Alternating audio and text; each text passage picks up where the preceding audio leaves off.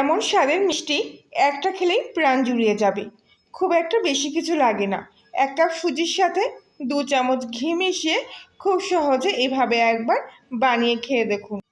অনুষ্ঠান বাড়ির মিষ্টি রেখে খেতে হবে। তো প্রথমে একটা বাটির মধ্যে আমি 2 চামচ ঘি নিয়ে নিয়েছি। অবশ্যই এখানে ঘি নেওয়ার চেষ্টা করবেন। ঘিয়ের বদলে তেল যদি নেন, সাদা তেল, তাহলে কিন্তু মিষ্টির গন্ধ এবং স্বাদটা খুব একটা ভালো আসবে না।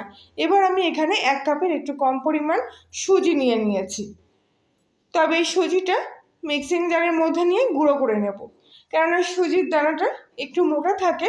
সেজন্যে যদি এইভাবে গুঁড়ো করে নেন তাহলে মিষ্টির টেক্সচারটা খুব সুন্দর আসবে।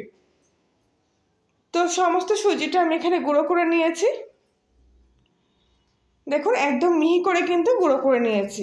আর যদি সুজিটা আপনাদের গুঁড়ো মিহিভাবে না হয়, তাহলে সুজিটা শুকনো কড়াইতে একটু ভালো করে নেড়েচেড়ে নিয়ে একটু হালকা ভেজে নিয়ে তারপরে সুজিটা এভাবে গুঁড়ো করবেন। দেখবেন সুজিটা খুব সুন্দরভাবে কিন্তু ঠিক এরকম মিহিভাবে গুঁড়ো হয়ে যাবে।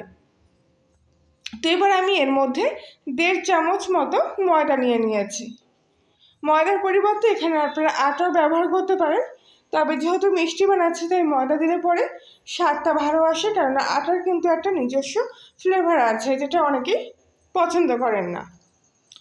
এবার খুব ভালো করে ময়দা সুজিটা ঘিয়ের সাথে এভাবে মিশিয়ে নিচ্ছি।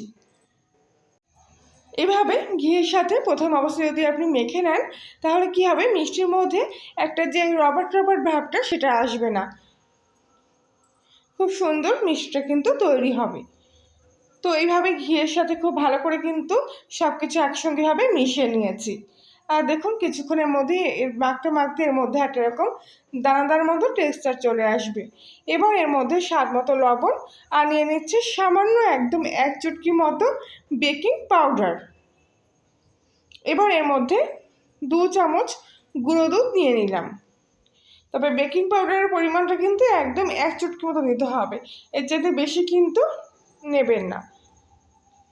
এবার খুব ভালো করে সব উপকরণগুলো এইভাবে মিশিয়ে নিচ্ছি একসঙ্গে।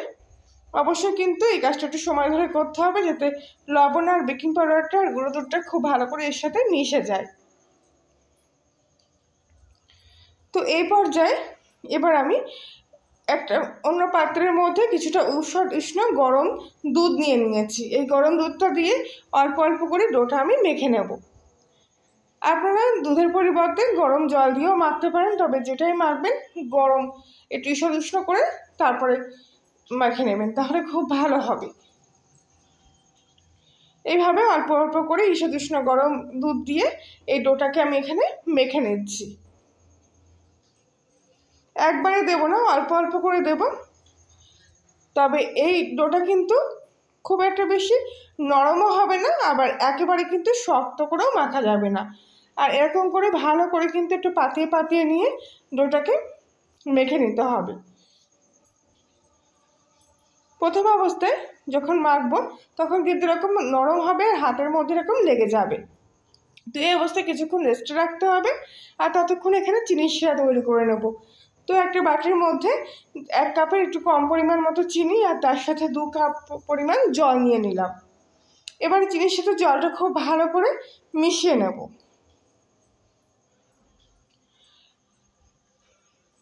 এইভাবে চিনির দানাটা যখন জলের সাথে খুব ভালো করে মিশে যাবে আর হালকা এইভাবে ফুটতে শুরু করবে, তখন কিছুক্ষণ এই শিরাটাকে একটু জাল দিয়ে ঘন করে নেব। কিছুটা কেশর এর মধ্যে দিয়ে দিলাম, এতে মিষ্টির গন্ধ এবং কালারটা কিন্তু খুব সুন্দর আসবে। বিশেষ করে কেশর দিলে মিষ্টির কালারটা কিন্তু একদম অন্যরকম হয়ে যায়। তবে যদি আপনারা কেশর না দেন, তাহলে সামান্য একটু হলুদ ফুড কালার এর মধ্যে ব্যবহার করতে পারেন।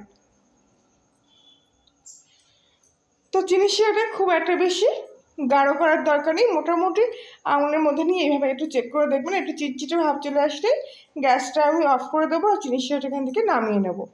তবে এখানে আমি একটা জিনিস অ্যাড করব। তো এখানে আমি গোলাপ জল ব্যবহার করব, ঠিক এরকম 1 ঢাকনি মতো গোলাপ জল এর মধ্যে দিয়ে দেবো। এতে মিষ্টির ফ্লেভারটা কিন্তু অনেকটা গোলাপ জলের মতো খেতে লাগবে।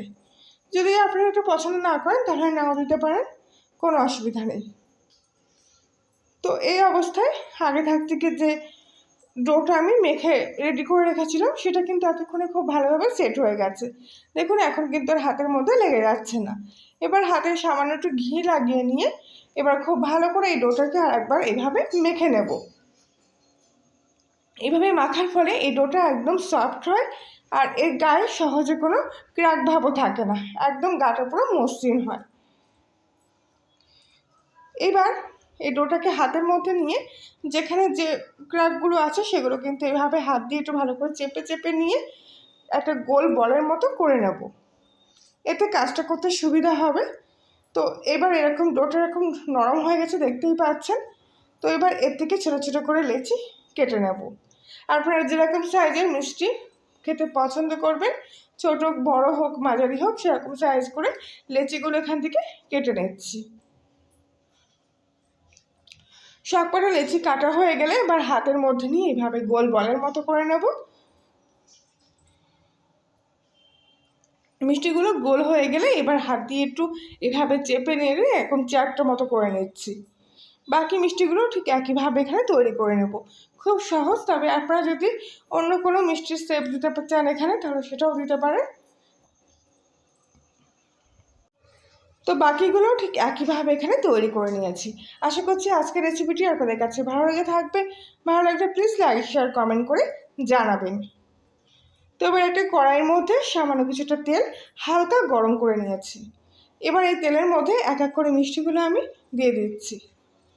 তেলের টেম্পারেচারটা কিন্তু খুব একটা বেশি না, দেখতেই পাচ্ছেন। তেলের মধ্যে মিষ্টিগুলো দেওয়ার পর কিন্তু এরকম হালকা বাবলস তৈরি হয়েছে। তো এবার কোনো কিছু দিয়ে নাড়াচাড়া করব না, শুধু কড়াইয়ের তেলটা একটু এভাবে ঘুরিয়ে নেব। তারপর একইভাবে এই অবস্থা রেখে দেবো। আর এক পিঠ সম্পূর্ণ লাল হলে তারপর উল্টো পিঠটা উল্টে দেবো ভাজা হওয়ার জন্য। এইভাবে হালকা আছে একদম গ্যাসের ফ্লেমটা সিম আঁচে রেখে মিষ্টিগুলো এপিট ওপিট উল্টে পাল্টে ভেজে নেব। ভাজার একটা সুন্দর লালচে কালার চলে এসছে। এবার আমি এগুলো তেল থেকে তুলে নিচ্ছি।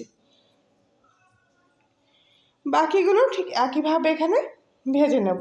আর দেখতেই পাচ্ছেন ভাজার সময় মিষ্টিগুলো কিন্তু কত সুন্দর ফুলে উঠেছে। তবে এগুলো একটু হালকা ঠান্ডা করতে হবে। আর তারপরে যে আগে থেকে জিনিসটা তৈরি করে রেখেছিলাম সেই শিরাটা আবার একটু হালকা গরম বসিয়ে এবার একে একে মিষ্টিগুলো এর মধ্যে দিয়ে ঠিক 1 মিনিট মতো ভালো করে মিষ্টিগুলো উল্টে পাল্টে এর মধ্যে দিয়ে একটু ফুটিয়ে নিতে হবে। তারপর গরম অবস্থায় ঠিক গ্যাসটা অফ করে দিয়ে ঢাকনাটা লাগিয়ে দিতে হবে। আর এরকম ঠিক 1 ঘন্টার মতো মিষ্টিগুলো আমি চিনির শিরার মধ্যে ভিজিয়ে রেখেছিলাম। আর দেখুন 1 ঘন্টার মধ্যে কত সুন্দর একদম রসালো হয়ে গেছে প্রত্যেকটা মিষ্টি। এরকম স্বাদের মিষ্টি এত কম উপকরণে কম খরচে কিন্তু বাড়িতেই আপনারা তৈরি করে নিতে পারলে দেখবেন অনুষ্ঠান বাড়ি মিষ্টি হোক কিংবা দোকানের মিষ্টি সেগুলো কিন্তু আর মুখেই লাগছে না। তো প্রত্যেকদিনের মতো আবারও বলছি, আপনি যদি কলের রান্নাঘরে নতুন সদস্য থাকেন তাহলে প্লিজ চ্যানেলটি সাবস্ক্রাইব করে পাশে থাকবেন। আর পাশে বেল আইকনটি প্রেস করবেন নতুন কোনো ভিডিওর আপডেট পাওয়ার জন্য। তাহলে বন্ধুরা আজকের মতো এই পর্যন্তই, সবাই ভালো থাকবেন।